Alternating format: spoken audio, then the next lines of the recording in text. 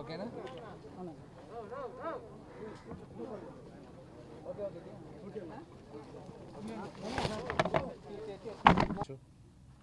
వెళ్ళచ్చు. ఒక same questions 3 పర్టికులర్గా లాక్ చేసేసారు. ఇప్పుడు దానికి సంబంధించి మేము వెళ్ళి మా సీసీటీవీ ఫుటేజ్ ఫస్ట్ ఇస్తామన్నారు. ఇప్పుడు వెళ్తే లాక్ చేసేసారు పోలీసులు. ఇప్పుడు దానికి సంబంధించిన కోర్టు కూడా ఆశ్రయిస్తాను. ఖచ్చితంగా సీసీటీవీ ఫుటేజ్ అయితే లా ఎలా ఉందో అలాగే హ్యాపీగా వెళ్ళొచ్చు ఆయన. కానీ ఎలక్షన్ అయిపోయింది, డిక్లేర్ అయిపోయింది, మేము ఆఫీస్ తీసేసుకున్నాం. ఐ థింక్ కొన్ని ఎపిసోడ్స్ అక్కడికి ఆపేసి ఇంకా ఫ్యూచర్ ఎలా ఉండాలి, బ్రహ్మాండంగా ఉండాలి అని అందరూ ముందుకెళ్తే బాగుంటుందని నా ఉద్దేశం. But is a learn man. Prakash Raj గారు బాగా చదివిన ఆయన, మొత్తం ఆయన ఎంపీగా పోటీ చేశారు. సో ఆయనకి ప్రాబబ్లీ ఆయన కాలక్షేపానికి ఆయన చేసుకోవచ్చు. జాయింట్ సెక్రటరీలో వాళ్ళ తరపున నిలబడిన ఒక అభ్యర్థి గెలిచారు. మా తరపున ఉన్న ఇద్దరిలో ఎవరు వస్తారా అనేది ఓపెన్ చేస్తే అనే క్యాల్కులేషన్లోనే వెళ్ళాం. సో అక్కడ రిజల్ట్ తేడా రాలా. దాని తర్వాత వైస్ ప్రెసిడెంట్లో పృథ్వీ గారు ఓడిపోయింది 6 ఓట్లతో, 6 ఓట్స్. మా అందరికీ మనసు కష్టంగా ఉంది. అక్కడ రిజల్ట్ మారలా. సేమ్ ఈ ప్యానెల్ మెంబర్స్ దగ్గరకు వచ్చేసరికి ముందు రోజు 10 వాళ్ళు లీడింగ్లో ఉన్నారు, 8 మేము లీడింగ్లో ఉన్నాం. నాకు గన్ షాట్గా తెలుసు పోస్టల్ బ్యాలెట్ ఓపెన్ చేస్తే మాకు టర్న్ అవుద్దని. ఎందుకంటే ముగ్గురు 250 ఓట్లు టైతో ఉన్నారు. సో ఆటోమేటిక్గా మేము చూసిన ట్రెండ్ ప్రకారం చూస్తే పోస్టల్ బ్యాలెట్లో మా ప్యానెల్కి ఎక్కువ పడింది. ఇప్పుడు ఫర్ ఎగ్జాంపుల్ ఆయనకు ఓన్లీ 7 పడింది, 54లో ఆయనకు ఓన్లీ 7 పడింది, మిగతావన్నీ నాకు పడాయి. జీవిత రాజశేఖర్ గారికి మన రఘుబాబు గారికి ఆల్మోస్ట్ ఈక్వల్గా పడింది. పృథ్వీ గారికి ఆయనకి మన బెనర్జీ గారికి ఆల్మోస్ట్ బెనర్జీ గారికి కొంచెం తక్కువ పడిన ఆదికోణంలో ఆయన ఉన్నాడు, దాదాపు 20 ఓట్లు ఆయనకు పడింది. So we knew trend at వెళ్తుందో మాకు అర్థమైంది. ఆ 250లో కీలకంగా మాకు ఒక 20 వచ్చినా మేము ఆదికోణం వచ్చేస్తాం. సో వీ న్యూ ఆటోమేటిక్గా మాకు 1, 2 లేకపోతే 3 పొజిషన్స్ కొడతాం మేము అని కాన్ఫిడెన్స్ ఉంది. ఆ ఒక్కటి మాత్రం షఫుల్ అయింది, కానీ ఈరోజు రివర్స్ అయింది. 10 మేము గెలిచాం, 8 వాళ్ళు గెలిచారు. అంతే జరిగింది తప్ప దానిపైన పెద్దగా ఏం జరగలేదు. పోస్టల్ బ్యాలెట్ యొక్క అవసరం లేకుండానే ప్రెసిడెంట్ గారు 70 ఓట్లతో, వైస్ ప్రెసిడెంట్గా నేను 80 పైచులకు ఓట్లతో, ట్రెజరర్ గారు ఆయన మెజారిటీ ఆఫ్ పెద్ద మెజారిటీతో, రఘుబాబు గారు జనరల్ సెక్రటరీగా, అసలు పోస్టల్ బ్యాలెట్తో సంబంధం లేకుండానే ఆఫీస్ బేరర్స్ అందరూ బంపర్ మెజారిటీతో గెలిచారు.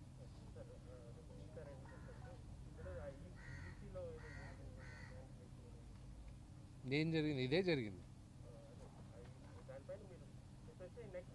అంటే ఇది నాకు దీన్ని ఇంకా ఎక్కువ విభజించాలంటే అది కామెడీ షో లాగా ఉంటుంది. ఆ ఎపిసోడ్ అయిపోయింది అనమాట, నెక్స్ట్ ఎపిసోడ్కి షిఫ్ట్ అవుదాం. పవన్ కళ్యాణ్ గారు మేమందరం very cordial, we're all family friends. అది ఆయన దగ్గర కాదు, పెద్ద ఆయన చిరంజీవి గారి దగ్గర నుంచి వచ్చిన ఫ్యామిలీ ఫ్రెండ్స్ మేమందరం. మీడియాకి తెలిసింది, మీరు చూసింది అక్కడ స్టేజ్ ఎక్కక ముందు మా ఇద్దరు సంభాషణ వేరే జరిగింది. అక్కడ మిగతా వాళ్ళందరి ముందు మీ ఇద్దరం మాట్లాడుకున్నాం. మేమిద్దరం ఏం మాట్లాడుకున్నామో అది ఇంకో రోజుకి చెప్పాల్సింది, కానీ ఈ రోజుకి కాదు.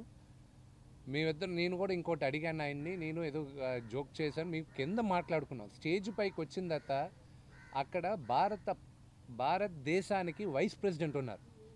మామూలు ఆడియో ఫంక్షన్ అయితే అక్కడ ఎవరు మాట్లాడుతున్నాం మేము ఇక్కడ జోకులు చేసుకోవచ్చు, మేము ఏమైనా ఇక్కడ మాట్లాడుకోవచ్చు. వైస్ ప్రెసిడెంట్ అని ఆయన అక్కడ ఉన్నప్పుడు ప్రోటోకాల్ మేము ఫాలో అయ్యి మేము అక్కడ ఎక్కువ మాట్లాడకూడదు, ఎవరు స్టేజ్ పైన మాట్లాడలే. అఫ్కోర్స్ ఆయనకి సన్మానించారు, వచ్చారు, నాకు సన్మానించారు, వచ్చారు. మేము మాట్లాడుకునేది మీరు షూట్ చేయలేదు, కానీ మేము స్టేజ్ పైన మేము నిలబడింది మాత్రం మీరు షూట్ చేసుకొని దానికి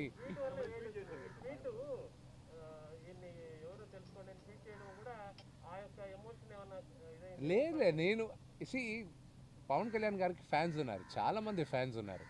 so it was a surprise for them.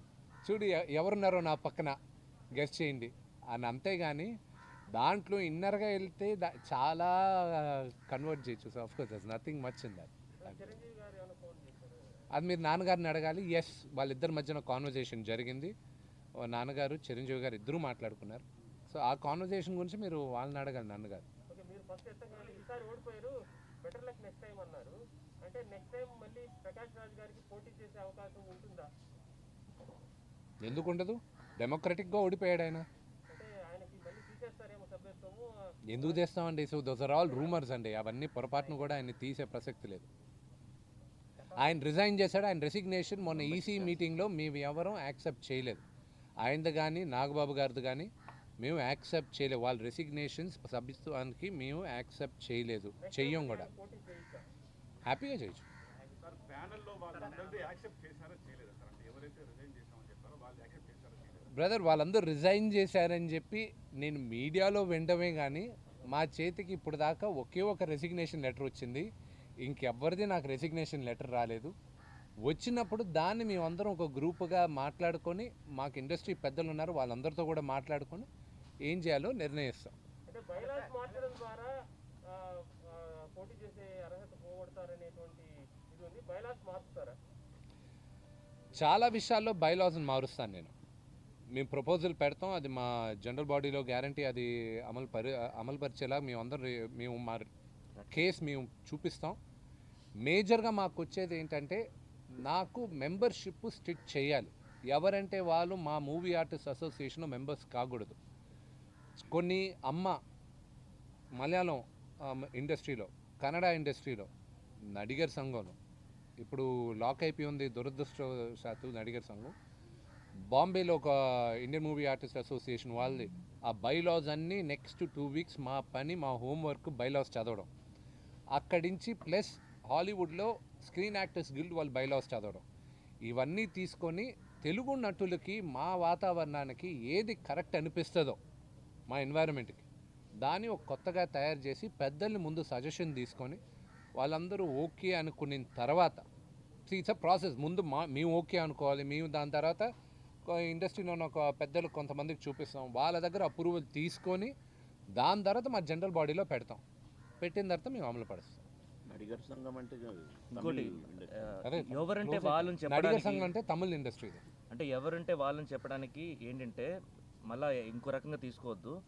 జనరల్గా వచ్చేసి ఏంటంటే ఒక ఫ్రెండ్స్ ఉండేసి ఒక డ్రైవర్లు ఉన్నారు అనుకోండి, వాళ్ళు ఒక 2 మూవీస్లు చేసి వాళ్ళు కూడా మెంబర్షిప్ అంటారు, తర్వాత మూవీస్లో వర్క్ చేయరు.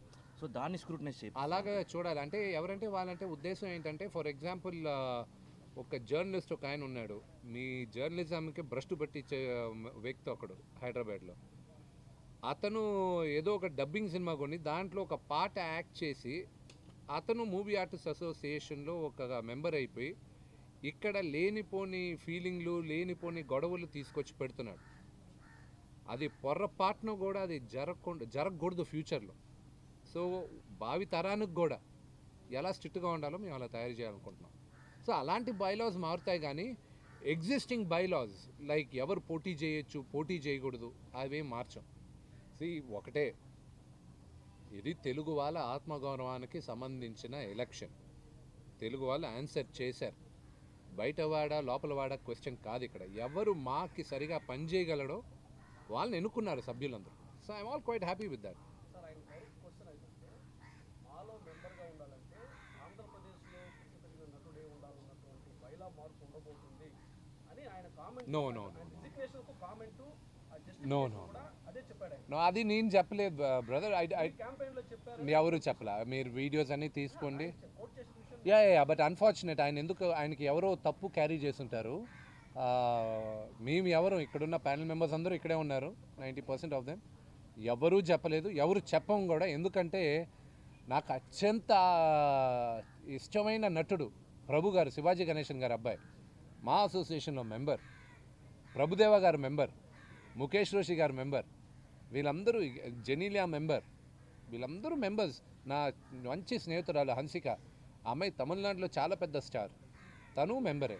ఇలాగ అందరూ రావాలి. కంటెస్ట్ చేయడం కోసం ఎనీబడి కెన్ కంటెస్ట్ అండి.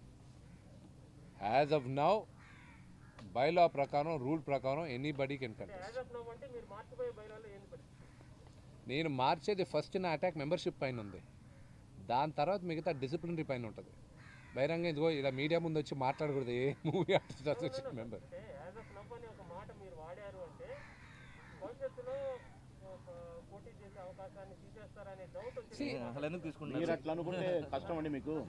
సార్ చెప్పనండి. నో నో ఏమండి? సేమ్ నా ఆన్సరే నాకు బాబుమోహన్ right గారు ఉంది చెప్తున్నారు. మాట్లాడటానికి, ఎందుకంటే మీరు వక్రీకరించి మాట్లాడుతున్నారు.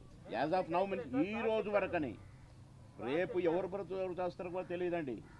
రేపు ఏం మారుతుందో తెలియదు. మా పెద్దల సూచనల మేరకు మారుస్తా అన్నారు. దాన్ని మీరు అడిదిప్పి ఇడిదిప్పి యాజ్ ఆఫ్ నవ్ అన్నావు. యాజ్ ఆఫ్ నవ్ ఎస్, నేటికి ఏముందో అది అమలు అవుద్ది. రేపు ఏం జరుగుద్దో అది రేపు చెప్తాము. మేమేది చెప్పినా ప్రెస్ ముందే చెప్తాము. ఇళ్ళలోకి వచ్చి చెవుల్లో చెప్పము. నువ్వు మాట్లాడొద్దు, నువ్వు మాట్లాడొద్దు. ఇంతమందిలో మీరెట్లా అడుగుతున్నారు? ఎవరైనా మాట్లాడొచ్చండి. మాట్లాడే హక్కు అందరికీ ఉంటుందండి. అసోసియేషన్కి సంబంధించింది కనుక. సార్ లేదు ఒక్క నిమిషం, అనౌన్స్మెంట్ గురించి కాదు. సార్ ఇక్కడ వచ్చిన ఫస్ట్ టు లాస్ట్ ఇప్పటి వరకు వచ్చినటువంటి వాటిలో ఆయన రైజ్ చేసినటువంటి మెయిన్ ఇష్యూ ఏంటంటే బైలా మార్పుల్లో, జరగబోయే బైలా మార్పుల్లో స్పష్టంగా ఆంధ్రుడు కానటువంటి నటుడికి పోటీ చేసే అర్హతలు తీసేస్తారు. ఇప్పుడు దాకా ఆయన చెప్పే ఆ సెంటెన్స్ వరకు చెప్తాను. అప్పుడు దాకా ఆయన చెప్పేంత వరకు ఆలోచన మాకు లేదు, మా నోటితో ఎవరితో చెప్పలేదు. ఆయనకి ఎవరైనా మిస్క్యారేజ్ చేసి ఉంటారు కానీ nothing of that sort is that has of now. ఇప్పటి వరకు మా ఆలోచనలో లేనే లేదు. అలాంటి ఆలోచన వస్తుందా రాదా అనేది నేను ఈరోజు ఎలా చెప్పను. ఆయన మేము ఒకటే రిక్వెస్ట్, మాకు ఇంకా ఎంతోమంది కావాలి, వేరే అసోసియేషన్స్ కావాలి. అందుకే చూడండి, స్వేరింగ్ సెరమనీ అప్పుడు తమిళనాడులో అసోసియేషన్ లేదు ఈరోజు. అందుకే కర్ణాటక నుంచి రాక్లైన్ వెంకటేష్ గారు వాళ్ళ సెక్రటరీ, అమ్మ Malayalam movie artist association Mohan Lal గారు దానికి ప్రెసిడెంట్, ఆయన నార్త్ ఇండియా నుంచి వాళ్ళు వాయిస్ బయట పంపించారు. వీళ్ళందరూ నా ఫస్ట్ ఇది ఏంటంటే మూవీ ఆర్టిస్ట్ అసోసియేషన్ అందరితోనూ రిలేషన్షిప్ పెట్టుకోవాలి. It should go to the next level and the strongest body అవ్వాలి. And the strongest body process start చేస్తాను నేను ఈ ఇయర్. కంటిన్యూషన్ ఇప్పటికీ డిప్లొమసీ ఏంటంటే ఆయన మేము రాజీనామా ఆమోదించలేదని చాలా స్పష్టంగా చెప్పారు. నాకు ఆ మాట చెబితే నేను రాజీనామాను వెనక్కి తీసుకుంటానని ఆయన చెప్పాడు. ఏమని భవిష్యత్తులో ఎలాంటి నిర్ణయం ఉండబోదు అని బీయింగ్ ప్రెసిడెంట్. సో ఈ డిప్లొమసీ ఇంకా కంటిన్యూ క్లారిఫై చేసే అవకాశం ఉందా మీరు? నేను ఆయనకి పర్సనల్ మెసేజ్ పెట్టాను. నీకు ఇప్పుడు మొన్న మా ఈసీ మీటింగ్లో కూడా యాక్సెప్ట్ చేయట్లేదను. ఇంకా ప్రాసెస్ ప్రకారం వెన్స్డే, ఈ 3 రోజులు హాలిడే మాకు. వెన్స్డే వాళ్ళు నా మెయిల్ ఐడి నుంచే నేను వాళ్ళకి పెట్టాల్సిన రీతిలో నేను పెడతాను. వాళ్ళ హెల్ప్, వాళ్ళ మేధస్సు కూడా నాకు అవసరం. సో బైలాస్ ఎన్ని మారుతాయి, ఎలా మారుతాయి, ఇప్పుడు నేను ప్రపోజ్ చేసిన ఈ మెంబర్షిప్ బైలా కూడా కంపల్సరీ నేను I can't do it. Dictatorship కాదు. మెంబర్స్ అందరినీ మా జనరల్ బాడీలో అది రాటిఫై అవ్వాలి. అయిన తర్వాత అప్పుడు మేము తీసుకోగలం దాన్ని.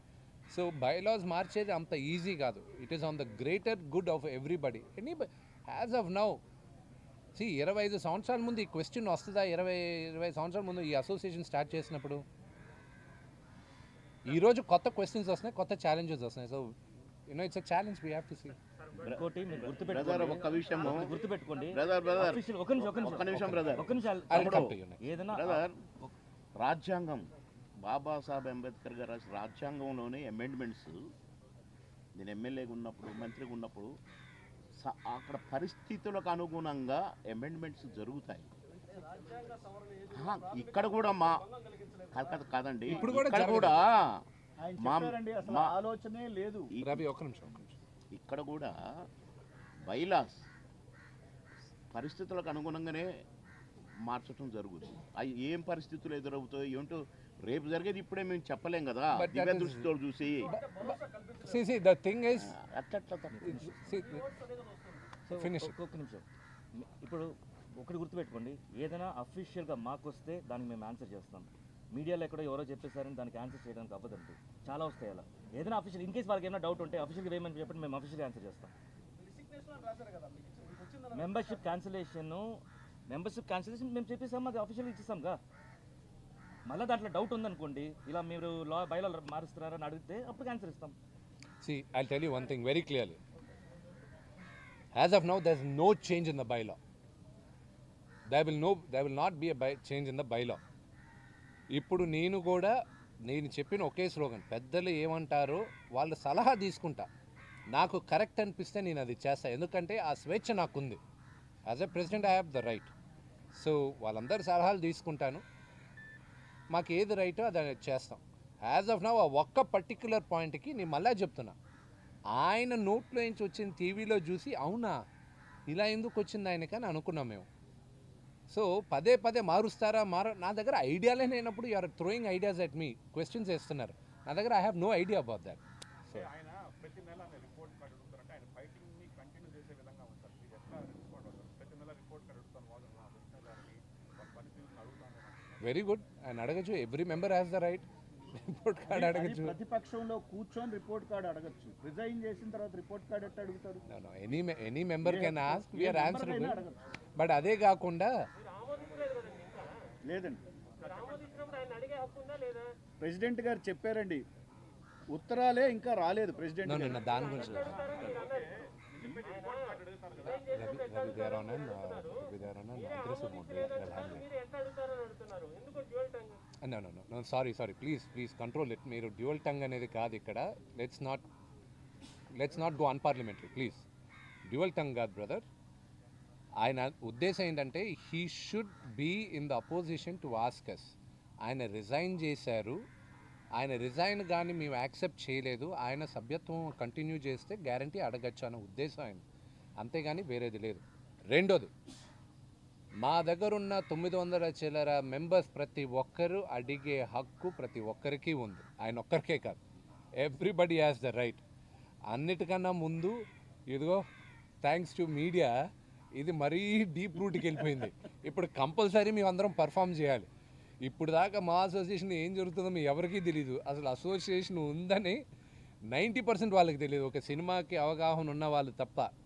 ఇప్పుడు ప్రతి ఒక్కరికి తెలిసింది. Now I have to prove నా లీడర్షిప్ కేపబిలిటీస్, నా కేపబిలిటీస్ యాజ్ అన్ అడ్మినిస్ట్రేటర్ ఇప్పుడు ప్రూవ్ చేయాల్సిన టైం వచ్చింది, and I prove it. Sir after proving coming to politics sir, route map అదేనా చాలా మంది అడుగుతున్నారు. అంటే నాన్నగారు ఆల్రెడీ చేశారు కాబట్టి సోషల్ మీడియాలో కూడా అదే రన్ అవుతుంది. పొలిటికల్ ఎంట్రీకి ఇదే రూట్ మ్యాప్ ఇష్యూ గారికి. I'll be a terrible politician. I'm not a politician. I know zero about politics. So చదువుతాను అంతా, నేను స్టడీ చేస్తాను, కానీ దిస్ ఈజ్ ప్యూర్లీ బికాజ్ ఇది ఇంత అగ్రెసివ్ అయింది తెలుగువాడ ఆత్మగౌరవం కోసం. అండ్ ఎస్ ఐ ప్రూవ్డ్ మనందరం ఒకటి అనేది ప్రూవ్ చేసాం. దానిపైన నా అజెండా అయిపోయింది. ఎందుకు ఆల్రెడీ మా ఫిల్మ్ ఇండస్ట్రీ నుంచి చాలామంది ఉన్నారు, వాళ్ళందరికీ మీరు ఇచ్చే ఆహ్వానం చాలు, నాకు కూడా ఎందుకు. పవన్ కళ్యాణ్ సార్ మంచి విష్ణు మంచి ఫ్యామిలీ మొత్తం కూడా జగన్ బంధువులు కాబట్టి ఆ విధంగా విరవేగుతామని చెప్పి పవన్ కళ్యాణ్ చెప్పారా? హ్యాపీగా చెప్పుకో, ఆయన ఇష్టం, పవన్ కళ్యాణ్ గారు ఇష్టం, ఆయన మాట్లాడచ్చు. ఆయన్ని నిన్న మీ ఇద్దరు మాట్లాడుకున్న దాంట్లో కూడా మేము మళ్ళీ మాట్లాడుకుంటాం. ఆయన సపోర్ట్ కూడా కావాలి. అండ్ ఆయన is not a small star కదండి, ఈజ్ అ బిగ్ స్టార్. ఆయన దగ్గర నుంచి కూడా మాకు సపోర్ట్ కావాలి. You know, so is a part of. And ఇంకోటి చెప్తాను, మేమిద్దరం మాట్లాడుకున్న దాంట్లో ఒక్క మాట చెప్తాను. ఆయన చెప్పింది ఏంటంటే ఇది మన తల్లి జాతగా చూసుకో విష్ణు అన్నాడు. ఆ మాట ఆయనే చెప్పాడు. So he is a integral part of the association. ఆయనకు కూడా నేను జవాబు చెప్పాల్సిందే, నేను ప్రతి ఒక్కరికి జవాబు చెప్పాల్సిందే. సో సార్ ఇప్పుడే జూబ్లీ హిల్స్ పబ్లిక్ స్కూల్కి పోలీసులు వెళ్ళారు సార్, అక్కడ ఉంటే సీసీటీవీ మొత్తం చూడడానికి. ఎత్తుకెళ్ళి ఇంట్లో పెట్టుకొని ఏమైనా చేసుకోమని ఐ డోంట్ కేర్. అక్కడ ఏం జరిగిందో అంతా తెలుసు నాకు. సో మైండ్లో ఏం తప్పు చేయలేదని తెలిసిన వాడికి వాళ్ళు ఏం తీసుకెళ్ళినా I'm really happy. Jubilee Hills public స్కూల్లో తీసుకెళ్ళమనండి. సార్ మా ఎన్నికలు ముందు కానీ మా ఎన్నికల తర్వాత కానీ ఇంత వివాదానికి కారణం ఏంటి? ఇంత వివాదంగా ఉండడానికి అసలు ఏదైనా ఇష్యూ ఏంటి? మీడియా.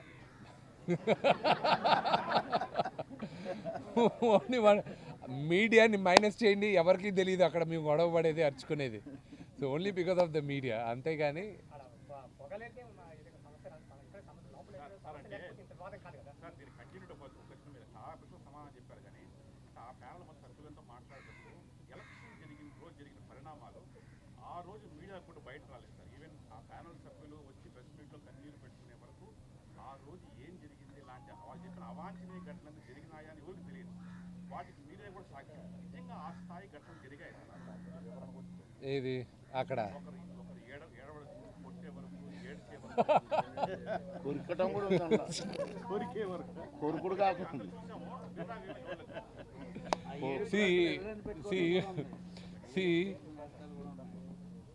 మా నాన్నగారు కోపం గురించి తెలుగువాడైన ప్రతి ఒక్కరికి తెలుసు, ఎస్పెషల్లీ ఇండస్ట్రీలో ఉన్న వాళ్ళకి తెలుసు. ఆయన కోపం, ఆయన ఆవేశం కొత్త ఎవరికీ కాదు. దాని గురించి ఈరోజు కొత్తగా వచ్చేదైనా చెప్పాలనుకుంటే అది మేము నవ్వుకుంటామే తప్ప, అక్కడ నిజంగానే అలాంటి వాతావరణం ఉంటే మీరు సాయంత్రం దాకా మీరే ఎందుకు డిక్లేర్ చేశారు? మీరందరూ పక్కనే ఉన్నారుగా, భయప్రాంతులు చేశారు, వీళ్ళు కొట్టబోయారు, వాళ్ళు కొట్టబోయారు.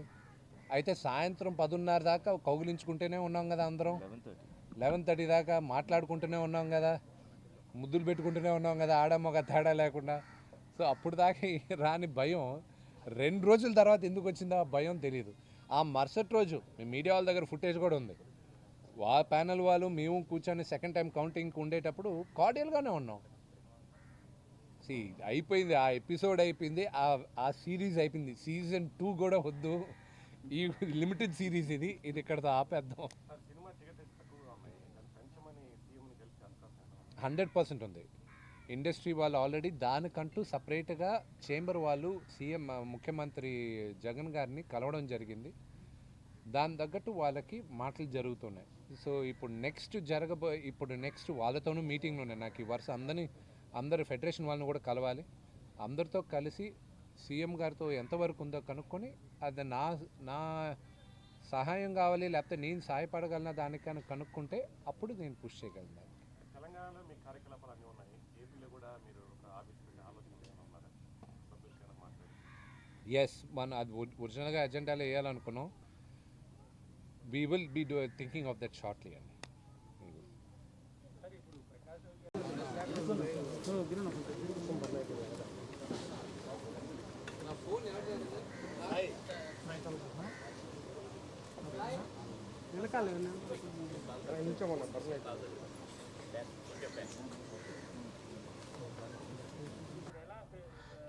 ఆన్లైన్ నేను కంప్యూటర్ సైన్స్ ఇంజనీర్ని. టెక్నాలజీ గురించి వరకు ఒక్కటి మాట్లాడతాను. ఆన్లైన్ టికెటింగు ఎండ్ కస్టమర్కి ఒక నిర్మాతగా నాకు ట్రాన్స్పరెన్సీ ఉంటుంది.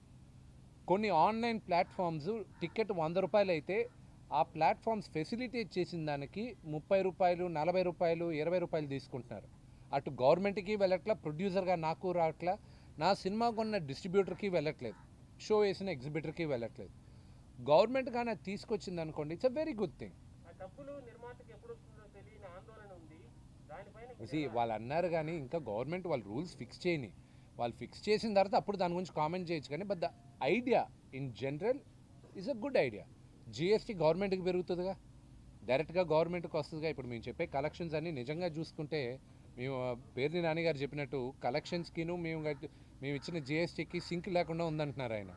సో ఇది ఉన్నప్పుడు ట్రాన్స్పరెన్సీ వచ్చేస్తుంది కదా, గవర్నమెంట్కి రావాల్సిన గవర్నమెంట్కి వెళ్తుంది, మాకు రావాల్సింది మాకు వస్తుంది. I support it. See, technology wise, as from the government's point of view and a producer point of view, I support. ఏ నిర్మాతకైనా అకౌంటింగ్ ట్రాన్స్పరెన్సీ ఈరోజు 99% లేదు. ఏదో 1-2 సంస్థలు తప్ప ఎవ్వరూ మాకు ట్రాన్స్పరెంట్గా అకౌంట్స్ మాకు క్లారిటీగా రావు. Because we don't have a robust system. ఒక పకడ్బందీ సిస్టమ్ అనేది లేదు. ఆ సిస్టమ్ రావాలి. దీని ద్వారా ఈ ఆన్లైన్ మూవీ ప్లాట్ఫామ్ వల్ల వచ్చిందనుకో టికెటింగ్ ద్వారా, it's very good.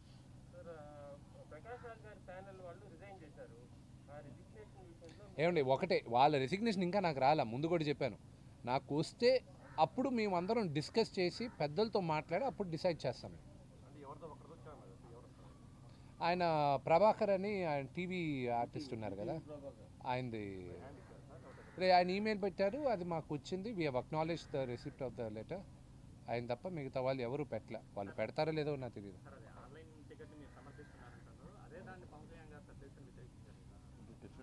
That's a different topic. దాని గురించి ఒక డిబేట్ పెట్టుకోవాలి. Not for this. Anything else? That's it. Thank you.